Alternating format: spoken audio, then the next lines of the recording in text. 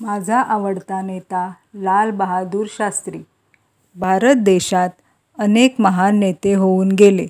त्यांची जीवनचरित्रे मी वाचली आहेत. पण लाल बहादूर शास्त्री यांच्या चरित्राने मी भारावून गेलो. लाल बहादूर शास्त्री यांचा जन्म 2 ऑक्टोबर 1904 रोजी मोगलसराय येथे एका सामान्य गरीब घराण्यात झाला.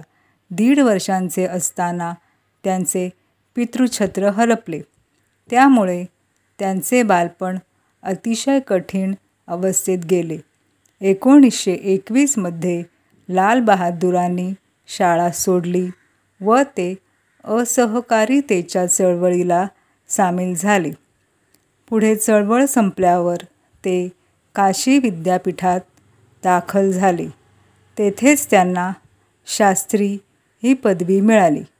पंडित नेहरूंच्या मंत्रिमंडळात ते रेल्वे आणि वाहतूक मंत्री होते. पंडितजींच्या मृत्यूनंतर ते भारताचे दुसरे पंतप्रधान झाले. शास्त्रीजींनी पंतप्रधानपदी केवळ 18 महिन्यांचा कारभार पाहिला. पण त्या अवधीतही त्यांनी आपल्या कर्तृत्वाचे दर्शन घडविले. परदेशातून अन्नधान्य आणण्याऐवजी आठवड्यात 1 वेळ उपवास करण्याचा संदेश त्यांनी जनतेला दिला.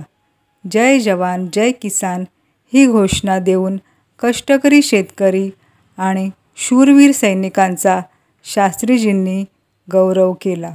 असा हा सामान्यांचा विचार करणारा, सामान्यांतून आलेला माझा आवडता नेता आहे.